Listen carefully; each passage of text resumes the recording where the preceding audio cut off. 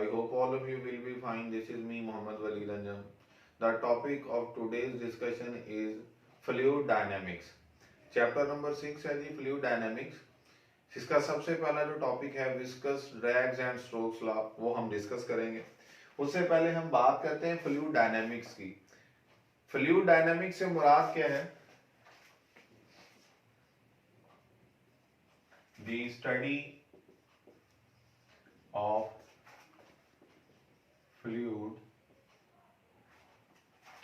fluids which are in motion. Moving fluids की जो study है, जिस ब्रांच ऑफ फिजिक्स हम कर रहे होते हैं, उसका नाम होता है फ्लूइड डायनेमिक्स. फ्लूइड डायनेमिक्स में सबसे पहली चीज हम जिसको बहुत ज्यादा डिटेल में डिस्कस करने वाले हैं वो फ्लूइड. स्टूडेंट, फ्लूइड क्या होता है? हर वो चीज जो फ्लो कर सकती है, that is called fluid. Anything which can flow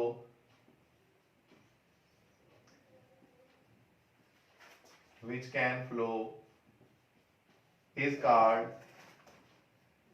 fluid. अब फ्लो क्या क्या कर सकते हैं? कौन कौन सी चीजें जो फ्लो कर सकती हैं? लिक्विड्स भी फ्लो कर सकते हैं, गैसेस भी फ्लो कर सकती हैं, प्लाज्मा. हम ये कहते हैं ये सारी चीजें फ्लो करती हैं. लिक्विड एक जगह से फ्लो करके किसी दूसरी जगह जाते हैं. गैसेस डिफ्यूजन या फ्यूजन का प्रोसेस हमने पढ़ा हुआ है. प्लाज्मा इसी तरह से हम कहते हैं हर वो चीज जो फ्लो कर सकती है, दैट इज कॉल्ड फ्लूइड. अब जब भी फ्लूइड फ्लो करता है तो उसको फ्लो होने में कोई आसानी पेश आती है, कोई मुश्किल पेश आती है, इसके बारे में हम कहां से अंडरस्टैंडिंग हासिल करेंगे? सबसे इंपॉर्टेंट चीज जो फ्लूइड्स की है वो टर्म है विस्कोसिटी. इसको हम डिफाइन करते हैं the internal resistance between different layers of the fluid, different layers of fluid is called viscosity.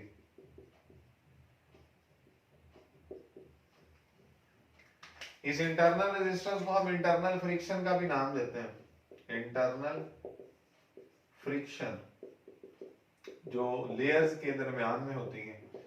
अब फ्लूइड के जो पार्टिकल्स हैं, उनकी जो डिफरेंट लेयर्स हैं, वो एक दूसरे के ऊपर स्लाइड करती हैं. जो ऑपोजिशन फ्लूइड को या पार्टिकल्स को या उनकी लेयर्स को एक दूसरे के ऊपर स्लाइड होने में फेस करना पड़ती है, वो क्या कहलाती है? विस्कोसिटी कहलाती है. इसको हम ऐसे भी डिफाइन करते हैं, the frictional effect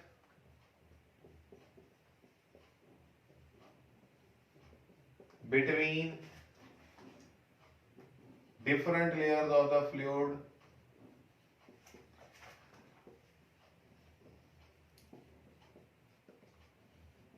is called viscosity. उसको भी हम विस्कोसिटी का ही नाम लेते हैं. स्टूडेंट, इस बात को समझने के लिए मैं एक छोटी सी एग्जांपल बना लेता हूं. मैं ये कहता हूं कि हमारे पास ये सपोज पार्टिकल्स हैं और ये एक लेयर है और इसके बाद ये दूसरी लेयर है. ये basically different layers of the fluid जो होती हैं, ये एक दूसरे के ऊपर स्लाइड करती हैं. और जब ये स्लाइड करती हैं तो एक दूसरे के ऊपर स्लाइड करने में इन्हें जो ऑपोजिशन फेस करना पड़ती है in terms of the friction between the different layers, that is called viscosity. ये जो विस्कोसिटी है, इसको रिप्रेजेंट करने के लिए हम एक ग्रीक लेटर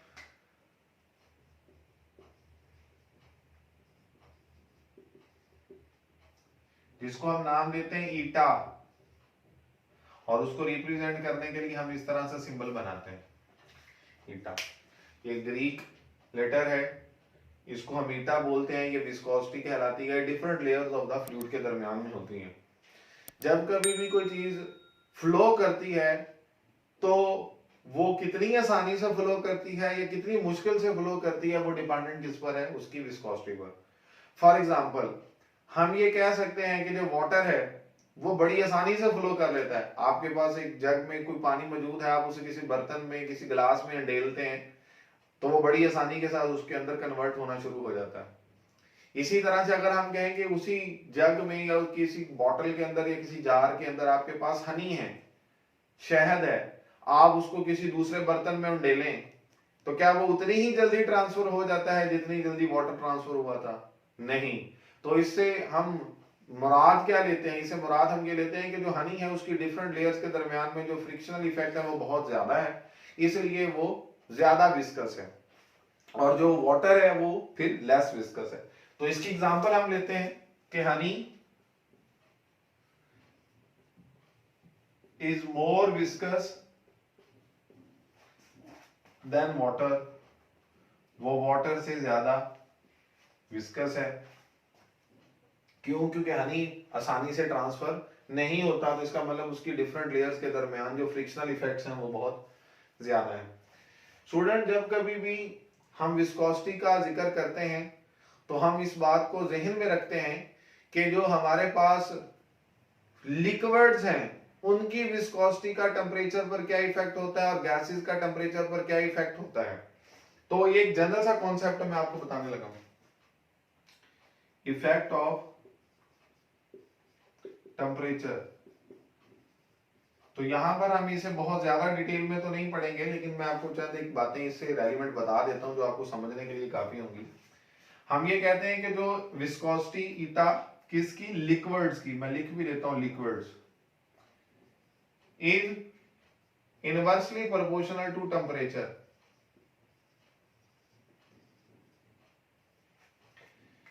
टेम्परेचर जब बढ़ता है तो विस्कोसिटी ऑफ द लिक्विड्स जो होती है वो कम हो जाती है। क्यों कम हो जाती है? क्योंकि कहता है लिक्विड्स के केस में जो विस्कोसिटी है वो डिपेंडेंट होती है कोहेसिव फोर्सेस पर, जो इंटरमॉलिक्यूलर फोर्सेस होते हैं जिनको हम चिपकने वाली कुव्वतें को नाम देते हैं। टेम्परेचर जब बढ़ता है पार्टिकल्स की काइनेटिक एनर्जी बढ़ती है, और काइनेटिक एनर्जी के बढ़ने के साथ वो तेजी से जब वो वाइब्रेट करते हैं या ऑसिलेट करते हैं तो उनके दरमियान जो कोहेसिव फोर्सेस हैं वो वीक हो जाती हैं। और कोहेसिव फोर्सेस अगर वीक हो जाएं तो हम कहते हैं कि उनके दरमियान में वो जो चिपकने वाली कुव्वतें हैं वो कम हो चुकी हैं। अब वो आसानी से स्लाइड कर लेंगे डिफरेंट लेयर्स एक दूसरे के ऊपर, यानी कि वो लेस विस्कस हो जाएगा। हाई टेम्परेचर पर जो लिक्विड्स हैं वो लेस विस्कस हो जाते हैं, तो वो इनवर्सली प्रोपोर्शनल हुआ। इसी तरह से हम अगर बात करें गैसेस की तो हम कहते हैं कि जो विस्कोसिटी ऑफ द गैसेस है वो डायरेक्टली प्रोपोर्शनल है किसके? टेम्परेचर के। किस तरह से?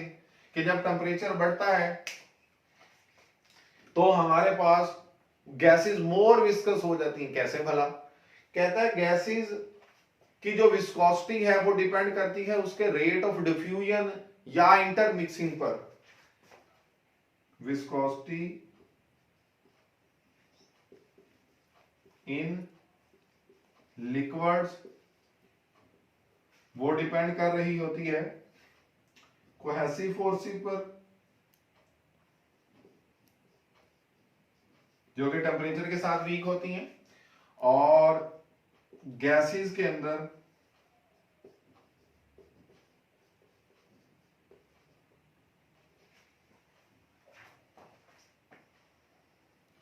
जो विस्कोसिटी होती है वो डिपेंड किस पर कर रही होती है? रेट ऑफ मिक्सिंग, या जिसको हम आसान अल्फाज में कह सकते हैं डिफ्यूजन। तो इस वजह से ये मैंने एक इफेक्ट लिख दिया है लिक्विड्स का और टेम्परेचर का effect viscosity of the liquids पर और गैसेस पर। स्टूडेंट, हम ये कहते हैं कि हमारे पास इसी तरह से एक टर्म है जो बड़ी इंपॉर्टेंट है जिसको हम नाम देते हैं ड्रैग फोर्स। ये ड्रैग फोर्स क्या कॉन्सेप्ट है?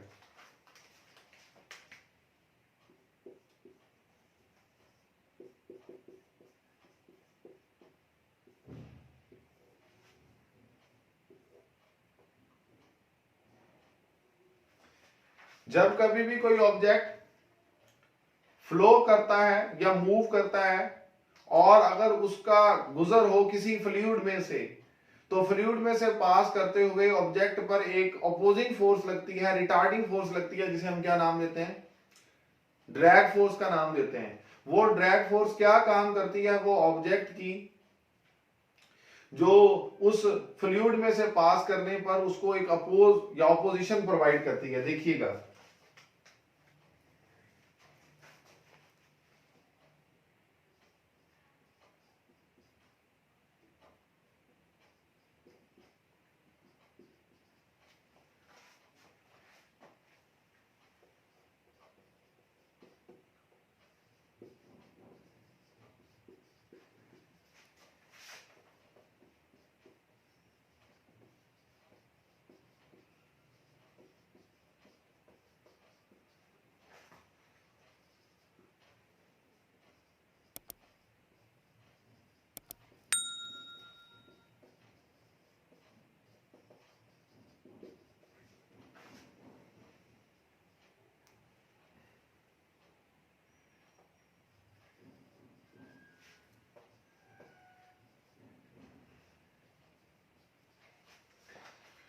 स्टूडेंट मैंने यहां पर लिख भी दिया था, ऑपोजिशन या retarding force experienced by the object as they pass through the fluid is called drag force. इस ड्रैग फोर्स के बारे में हमें कॉन्सेप्ट किसने दिया, एक साइंटिस्ट था जिसका नाम था Stokes.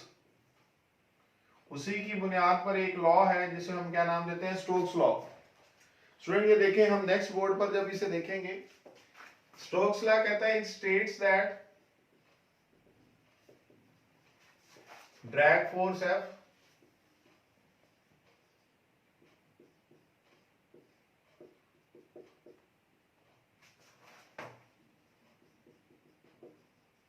acting on an object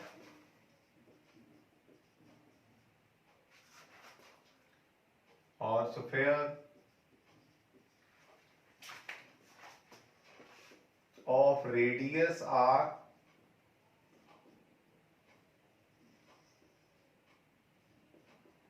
moving through a fluid of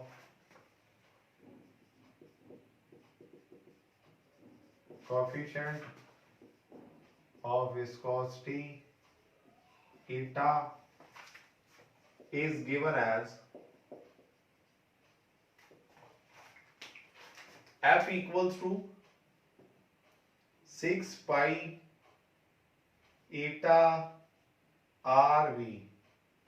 ये डायरेक्ट मैंने रिजल्ट लिख दिया, अब मैं आपको इसको एक्सप्लेन करता हूं। हमारे पास स्टोक्स लॉ ये कहता है कि कोई भी ऑब्जेक्ट जब किसी फ्लूइड में से पास करता है तो उस पर एक अपोजिंग फोर्स, जिसे हम ड्रैग फोर्स का नाम देते हैं, वो एक्ट करती है। और आपकी बुक पर उसने एक बात लिखी हुई है, the drag force increases as the speed of the object increases but up to critical velocity. Critical velocity तक हम ये कह सकते हैं, और अगर बहुत ज्यादा स्पीड्स हाई हो जाएं तो drag force is no longer proportional to the speed.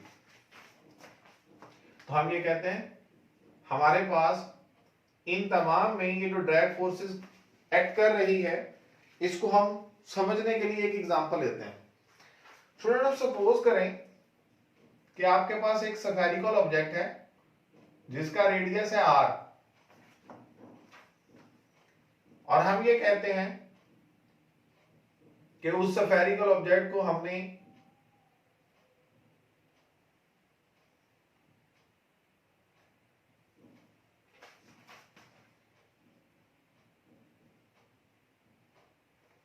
ये कोई एक सर्टन हम कह देते हैं कि प्लेस है, यहां पर एक ऑब्जेक्ट जिसका रेडियस r है, एक स्फीयर, और यहां पर हम कहते हैं कि जो फ्लूइड है वो है एयर। बात समझने के लिए मैं ये एग्जांपल दे रहा हूं। हम ये कहते हैं कि ये जो हमारे पास यहां पे फ्लूइड है वो बेसिकली क्या है, एयर है, और इस फ्लूइड में से पास करते हुए ये जो ऑब्जेक्ट है जिसका रेडियस r है, जब मैं इसे ड्रॉप करूंगा और ये नीचे की तरफ आएगा तो ये नीचे की तरफ किसकी वजह से आएगा? इस पर लगने वाली फोर्स ऑफ ग्रेविटी, जो कि दरअसल किसके बराबर होगी? इसके वेट के बराबर होगी, mg के बराबर।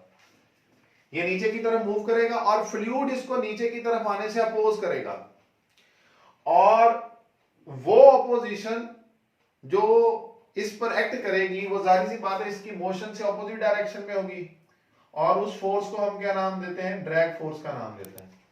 वो ड्रैग फोर्स जो इस स्फीयर पर एक्ट कर रही है वो डायरेक्टली प्रोपोर्शनल है, यानी कि यहां पर अगर मैं लिख दूं डिपेंडेंस, तो मैं बड़ी आसानी से ये बात समझ सकता हूं कि वो जो ड्रैग फोर्स है वो डायरेक्टली प्रोपोर्शनल है रेडियस ऑफ द स्फीयर के। कैसे? अगर मैं इसके साथ इसी स्पेस में, एयर में, एक और स्फीयर ले लूं और उस स्फीयर का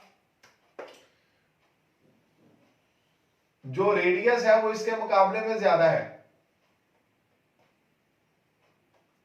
उसी जगह पर जहां इसके इर्द गिर्द ये फ्लूइड जो एयर मौजूद है,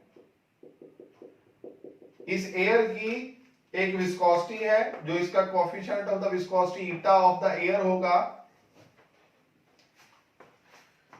स्टूडेंट आप खुद देखें कि जिसका रेडियस ज्यादा है ड्रैग फोर्स भी उस पर ज्यादा लगेगी, क्योंकि उसका ज्यादा एरिया ही कांटेक्ट होगा उस फ्लूइड के साथ, और हम कहते हैं कि इस पर लगने वाली ड्रैग फोर्स इसके मुकाबले में ज्यादा है, क्योंकि इस स्फीयर का रेडियस इसके मुकाबले में ज्यादा है। अब स्टूडेंट इसी एग्जांपल को हम ये इस तरह से कंसीडर करते हैं कि हमने इसी जगह को फिल कर दिया वाटर से। ये वाटर है,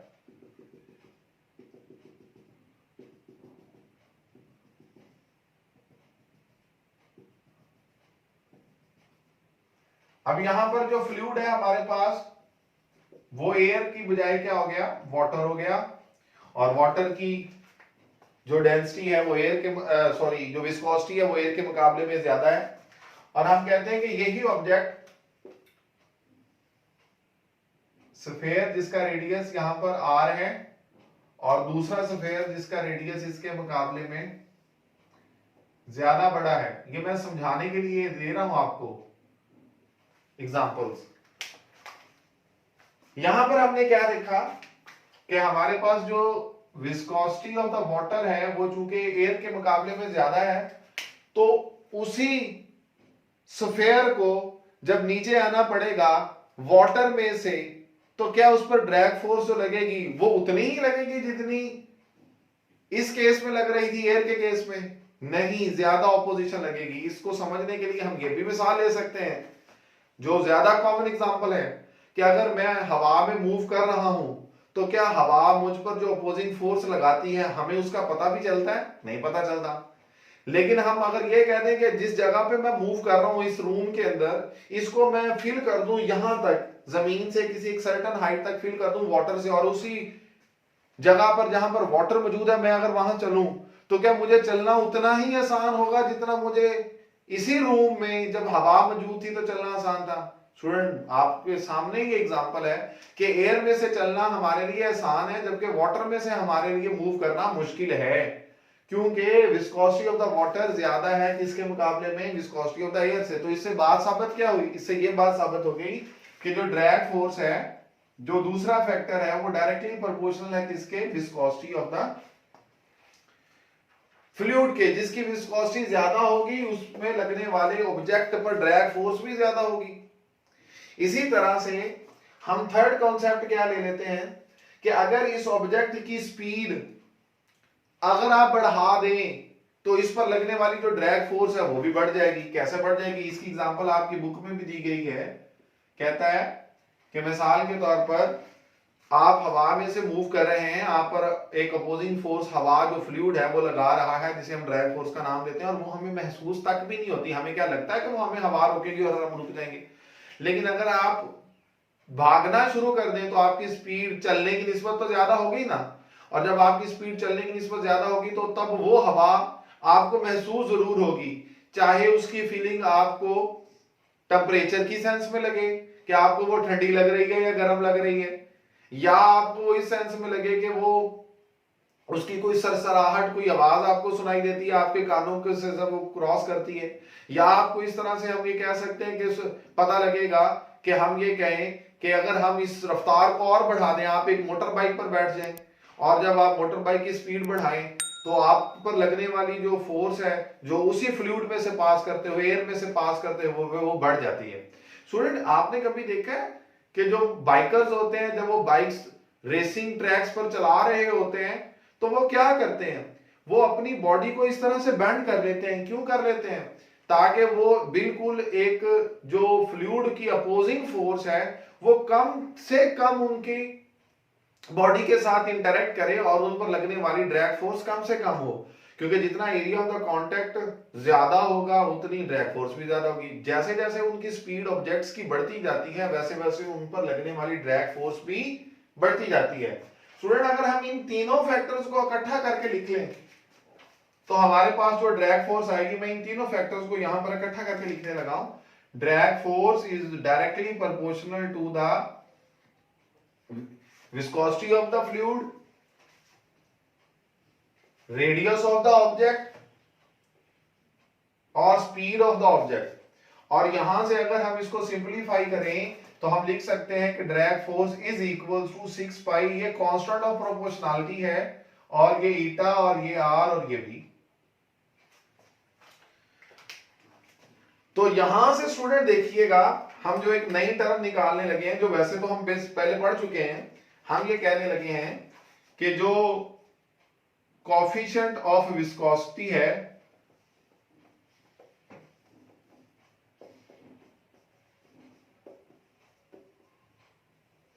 ईटा, इसी फार्मूले से अगर देखें तो इसकी वैल्यू क्या आएगी, F D drag force divided by 6 पाई और आर बी।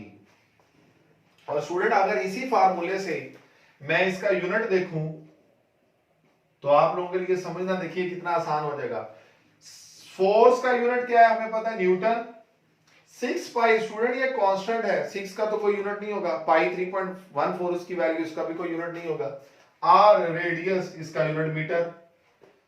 वी वेलोसिटी या स्पीड मीटर पर सेकंड, ये क्या हो जाएगा न्यूटन। मीटर और मीटर, मीटर स्क्वायर और सेकंड -1। इसको अगर हम देखें तो हम इसको फर्दर क्या लिख सकते हैं, viscosity is equal to Newton, ये जो मीटर +2 है ऊपर जाकर क्या हो जाएगा -2, और ये सेकंड नीचे -1 है तो ऊपर जाकर क्या हो जाएगा +1 हो जाएगा। तो आप इसको ऐसे भी लिख सकते हैं, न्यूटन पर मीटर स्क्वायर इंटू सेकंड, या न्यूटन सेकंड इंटू पर मीटर स्क्वायर। हम इसकी एक और फॉर्म भी लिख सकते हैं, न्यूटन मीटर स्क्वायर हमें पता है स्टूडेंट किसके इक्वल होता है, पास्कल, प्रेशर का यूनिट है। ठीक है जी, इसके साथ हमारे पास ये सेकंड आ जाएगा तो हम इसका ये यूनिट भी लिख सकते हैं। ये डिफरेंट फॉर्म्स हैं जी, हम लिखते हैं। अब इसको अगर हम ऐसा यूनिट्स में देखें तो हमारे पास इसी से जो रिजल्ट आएगा, ईटा कोफिशिएंट ऑफ विस्कोसिटी, न्यूटन किसके इक्वल होता है, किलोग्राम मीटर पर सेकंड स्क्वायर, ये न्यूटन की वैल्यू है। मीटर -2 वैसे ही आ जाएगा, सेकंड +1 वैसे ही आ जाएगा। अब अगर हम इसको सिंपलीफाई करें तो हमारे पास रिजल्ट क्या आ जाएगा, किलोग्राम m -2 ये वाली, और यहां पर m की वैल्यू क्या है +1, और s -2 और यहां पर s की वैल्यू क्या है +1, तो रिजल्ट क्या आ जाएगा, kilogram metre inverse second inverse. तो जो हमारे पास कोफिशिएंट ऑफ द विस्कोसिटी है उसका ये यूनिट भी आ जाएगा। और यहां से ही स्टूडेंट अगर हम इसकी डायमेंशन लिख लें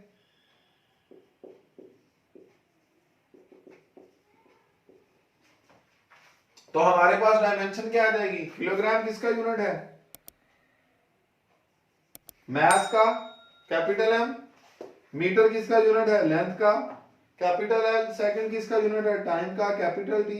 तो ml -1 t -1 ये हमारे पास क्या आ जाएगा, इसकी डायमेंशन आ जाएगी, किसकी, कोफिशिएंट ऑफ द विस्कोसिटी की। ये स्टोक्स लॉ के जरिए से, ड्रैग फोर्स के जरिए से हम इस कॉन्सेप्ट को समझ रहे हैं सारा। इसी तरह से स्टूडेंट हम इसी चीज को अगर फर्दर देखें तो हमारी कुछ लिमिटेशन है स्टोक्स लॉ की, कि ये किस केस में या किस जगह पर एप्लीकेबल होता है। उन लिमिटेशंस को हम यहां पर लिख भी देते हैं।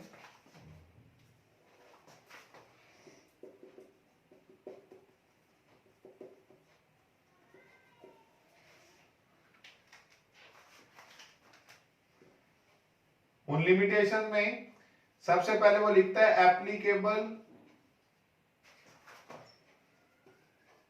Only for spherical objects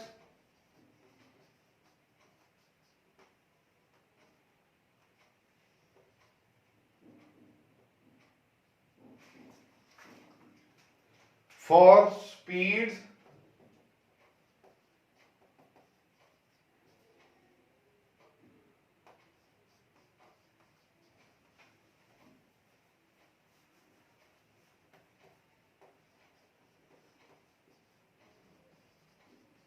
below critical speed,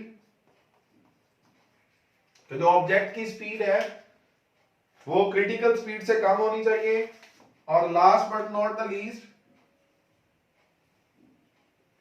depend किस पर करता है,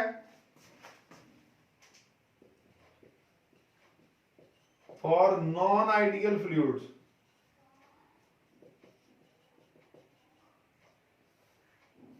ये स्टूडेंट बड़ा इंपॉर्टेंट पॉइंट है।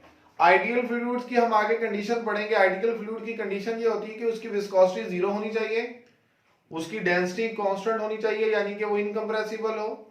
तो लिहाजा हम यहां पर ये कहते हैं कि ये नॉन आइडियल फ्लूइड्स के लिए ये एप्लीकेबल है। तो ये हमारे पास स्टूडेंट इसके कॉन्सेप्ट के लिहाज से, ड्रैग फोर्स के लिहाज से, जो और जो स्टोक्स का लॉ था उसके लिहाज से हमारे पास ये रिजल्ट है। स्टूडेंट इसी पेज पर बुक के साथ, बुक पर आपके एक टेबल बना हुआ है, वहां पर डिफरेंट जो सब्सटेंसेस हैं उनकी 30 डिग्री सेल्सियस पर जो विस्कोसिटी की वैल्यूज हैं वो लिखी हुई हैं, जिसमें एयर है, एसीटोन है, एथेनॉल है, वाटर है, ग्लिसरीन है। तो वो बेसिकली सिर्फ इस बात को जानने के लिए कि डिफरेंट सब्सटेंसेस की जो विस्कोसिटीज हैं एक ही टेम्परेचर पर उनकी वैल्यूज क्या हैं, जो इस बात को समझने में हमें आसानी देती है कि कौन सी चीज ज्यादा विस्कस है और कौन सी चीज less viscous. I hope you can learn this topic with the help of the examples which I have told you in this lecture. Please don't forget to like and subscribe our channel and take good care of yourself. Allah Hafiz.